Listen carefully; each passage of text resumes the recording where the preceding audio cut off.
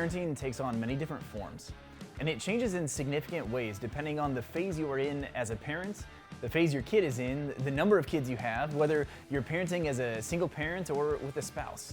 There is really no one-size-fits-all approach to parenting. However, today what we want to talk about is the heart of parenting. Though there isn't a one-size-fits-all strategy or approach to parenting, I believe there is one common heart that we should all raise our kids from. It ought to influence the words of our mouths, the motives of our discipline, and the direction that we guide our kids' hearts. Parenting research has identified 4 of the more generally seen styles of parenting. Now, these are not exhaustive, but descriptive of the kind of parenting we have likely received and the parenting we give. The 4 styles are authoritarian. This is the because I told you so parent, or caretaker, who is likely to degrade a child and ignore the child's point of view. This parent has strict rules that must be followed, and children are punished if those rules are not followed, but the punishment is actually punitive and sometimes harsh. It can almost borderline on abusive, whether physically or emotionally. Orders that are to be followed without explanation, but just because I said so. Parents that feel that obedience equals love. There's not really communication in this kind of parenting style, or at least open communication.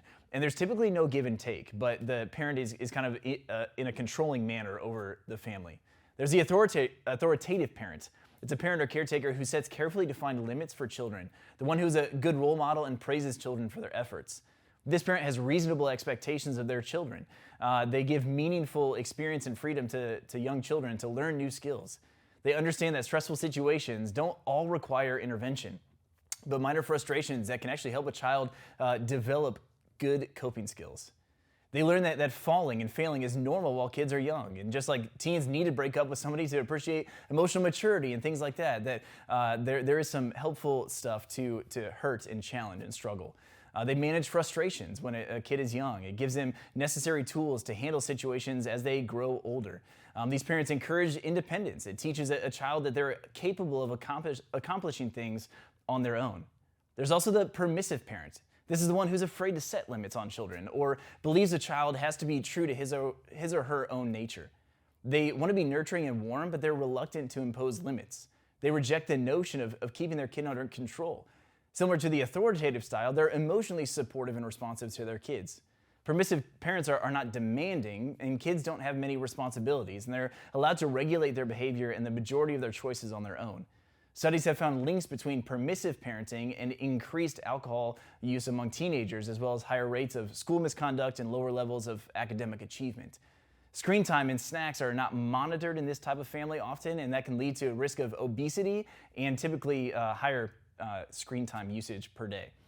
There's the overprotective parent. This is the parent who wants to protect their child from harm, from hurt, from pain, from unhappiness or bad experiences, from rejection or hurt feelings, from failure and from disappointments. Comforting a child quickly after a simple fall that produces no distress is what a parent would do. Strict rules that don't allow their child to get dirty or creative. Punishment that doesn't fit the crime. Discipline is sometimes harsh over minor offenses. There's an overemphasis on being successful in school, and they rely heavily on a system of rewards and punishments. Now, there are obviously nuances in all these parenting styles, some intermixing of the desires and actions and things like that, but generally, which of these parenting styles do you see yourself in? I can confess that when I'm not parenting well, when I'm parenting from my flesh, I'm nearer to the unhealthy authoritarian style of parenting, demanding obedience, shutting down communication, and sticking with because I said so.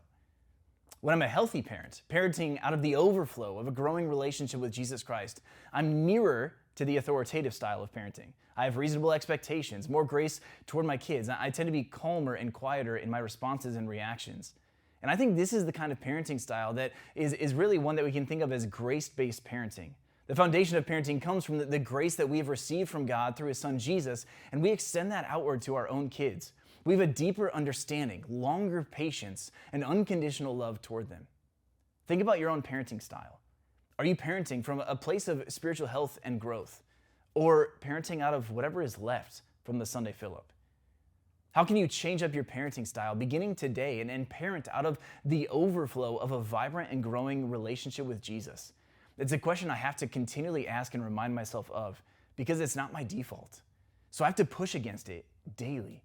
But I'm thankful to be on this journey together, because each day is a new day to put into action something different and better than we did the day before. Thank you, Ben, for that message. Thanks for joining us for this week's episode of Fridays Are for Families. We place a high value on discipleship, especially in the home, because we believe that strong disciples are made at home. That is why we have a heart to do what we can to empower and equip you to grow as a disciple of Jesus yourself and a disciple maker of your kid. If you have specific questions for information you would like to hear about, we invite you to share them with us, either commenting on this video or on YouTube or Facebook, or by emailing us at family@lifeapathway.com. See you next week.